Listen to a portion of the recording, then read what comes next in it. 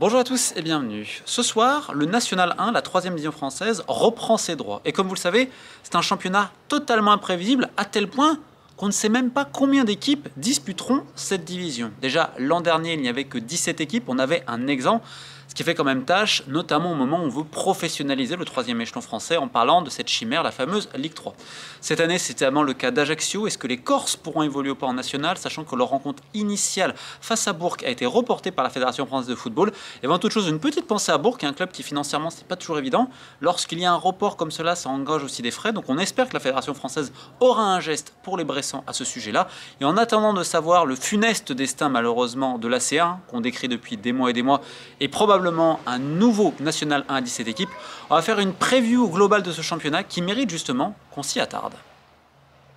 On va contextualiser un peu ce championnat à deux vitesses, que comme vous le savez, vous avez d'un côté les anciens pros qui ont des structures, les Sochaux, Dijon, Caen, Valenciennes, avec les autres, on va dire les clubs estampillés national avec très peu de coûts d'entretien et qui arrivent à se débrouiller avec le tissu économique local. C'est le cas de Concarneau, de Saint-Brieuc, de Villefranche. Donc on a, on va dire, ce championnat presque à deux vitesses avec d'autres équipes populaires, on peut penser notamment à Rouen. Mais avant d'aller plus loin, on va parler un petit peu financièrement parce que c'est un championnat vraiment baroque.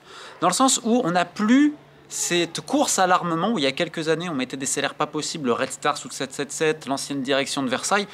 Il y a vraiment une course à la montée des salaires, à l'inflation, c'est absolument délirant. Or, comme vous le savez, en Ligue 2 notamment, il y a beaucoup de clubs qui tirent la langue financièrement, qui proposent des 5, 6, 7 000 euros.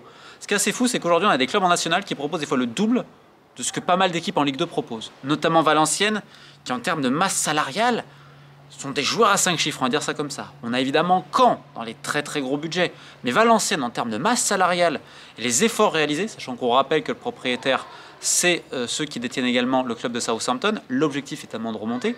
Et pourquoi je fais cette introduction-là? Parce que le national, c'est un mouroir financier.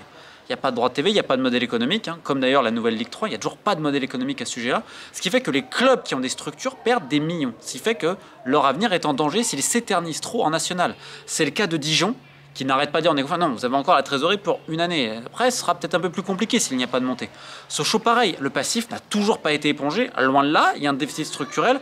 On ne sait pas combien de temps Sochaux pourra tenir en National 1. Pareil pour Caen, ce ne sera pas viable à terme en National 1. En fait, tous les clubs qui ont des structures, c'est même pas la faute de ces clubs-là, c'est le modèle économique de cette division qui ne se conjugue pas avec des clubs professionnels qui ont des coûts d'entretien très importants pour le centre d'entraînement, centre de formation ou pour le stade.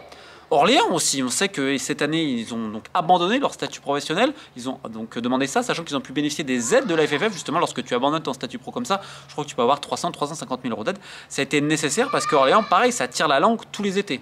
Donc c'est un championnat financièrement très compliqué et qui en plus est à deux vitesses cette année parce que vous avez ceux qui veulent remonter très rapidement, notamment Valenciennes qui a changé beaucoup de choses. Alors Ben Chorley, enfin, la direction de Valenciennes a dégagé le directeur sportif Ben Chorley. C'était pas faute de le répéter. Donc là, il y a un recrutement très très ambitieux. Comme je vous dis, en termes de masse salariale, on est une équipe, je dirais, presque mieux de tableau Ligue 2 sur certains salaires, au bas de tableau. On a Caen, évidemment, qui a gardé certains contrats. Alors certes, il y a eu des départs, Alexandre Mendy, Le Billon et tout ça. Mais je veux dire, il y a toujours des mecs qui ont leur contrat Ligue 2, même s'il y a une baisse, sachant qu'il n'y a pas eu de vente. On attendait notamment pour Traoré, etc. Mais Anne Masserat ne voit-tu rien venir. Un recrutement, alors bon, ils ont récupéré pas mal de mecs de national, qui se tâtaient et tout. On verra ce que ça va donner. Évidemment avec un nouveau coach, Dornano, ils font partie évidemment des favoris pour la montée avec aussi ce public qui est un énorme avantage. Dijon a énormément recruté en National 2, donc c'est un peu une mode au genre national d'aller recruter justement peut-être des éléments moins chers en National 1, National 2. Certes, il y a aussi le retour de la légende locale, Julio Tavares pour ces dernières années-là, sachant que Dijon va encore faire un numéro 10. On a Sochaux qui a fait un recrutement complètement différent, sachant qu'on sait qu'il y a beaucoup de tensions en interne. Alors on pourrait revenir notamment des guerres dans l'actionnariat socialien, de la grande direction, et peut-être une certaine gabegie financière. En tout cas, ce qui est certain, c'est que c'est un club qui vit hors sol, Sochaux, qui se voit plus beau qu'il n'est. Le club est magnifique, attention. Je parle des gens à l'intérieur. Sans compter qu'il y a quand même une pression locale parce que la dernière saison a été piteuse, notamment avec une attaque en friche. Le recrutement socialien, alors, contrairement à ce qu'on pouvait attendre, il y en a qui vont aller en N2, des jeunes. Non, ils ont recruté beaucoup d'éléments d'expérience, notamment national, mais aussi de Ligue 2. Donc c'est un recrutement un petit peu différent. Préparation, ça a été pas trop mal. Donc on va voir, ils ont choisi en fait un virage que d'autres refusent en national. Je me dis, c'est la mode, allez, on va faire avec des jeunes, des mecs qui ont faim, de division peut-être un peu inférieure. Ce choix fait l'inverse, un choix d'expérience, notamment en Ligue 2. Est-ce que ça va payer? C'est une question. Parmi les gros budgets, historiquement, on avait Versailles. Alors attention, le budget, il était très gros sur la masse salariale. En fait, tout passait quasiment dans la masse salariale de l'équipe première. Et après une saison mièvre qui s'est quasiment terminée en relégation, on a tout changé à Versailles à ce niveau-là. Alors, on a toujours ce côté marketing, etc., avec un propriétaire, M. Muliez, qui raconte quand même des inepties pas possibles. Alors c'est vrai, je sais, il a tous ses post-it dans le bureau pour dire ça, ça, ça. Il a une vision économique du football qui est quand même assez incroyable, parce que Versailles perd des millions chaque année. Je ne vois pas comment ça peut changer, mais bref, lui, il pense que ça va être le cas d'ici quelques temps, donc bonne chance à lui. En tout cas, par contre, pour le recrutement, ils ont changé. C'est beaucoup moins ambitieux sur le papier. C'est beaucoup plus modeste, il y avait énormément de conflits aussi à l'intérieur du vestiaire. Donc pour le coup, en préparation, il y a pas mal de gens qui disent « Attention Versailles, là, ça a recruté intelligent ». Pareil, on voit que l'effectif construit à Rouen, plutôt assez sensé, sachant que Rouen a comme des moyens avec Tarkanser. Alors, on est revenu l'année dernière sur ce rachat quand même un peu bizarroïde, ça mériterait peut-être une autre vidéo. Mais Rouen, il y a également le soutien populaire. Contrairement à un club qui est donc Rouen, on va dire, plutôt sur une dynamique positive là, c'est QRM, Queviron Métropole, qui, je ne vais pas dire que le club est en friche ou un petit peu à l'abandon, mais en tout cas, ce qui est certain, c'est qu'aujourd'hui, il n'y a pas le même entrain et pas le même dynamisme, et donc il y a des doutes à ce sujet. Et les doutes, malheureusement, ça constitue également l'essentiel des clubs de national. Que dire de Châteauroux, par exemple, qui a été sauvé par un énième rachat, etc. C'est un peu un point d'interrogation, sachant que c'est aussi un club historique qui a des structures, donc des coûts importants. Bourg, comme je l'ai expliqué en début de vidéo, qui a perdu évidemment son gardien, Charlie Jean, probablement le meilleur gardien national, qui est parti à Orléans. Alors là, pareil, financièrement, c'est que c'est pas évident, mais ils arrivent souvent ric-rac. Alors ils font le yo-yo, ou ils arrivent un petit peu ric-rac. Pareil pour Villefranche à ce niveau-là, l'année dernière qui s'est sauvé de justesse, mais ça, c'est des clubs qui ont l'habitude de ce championnat-là.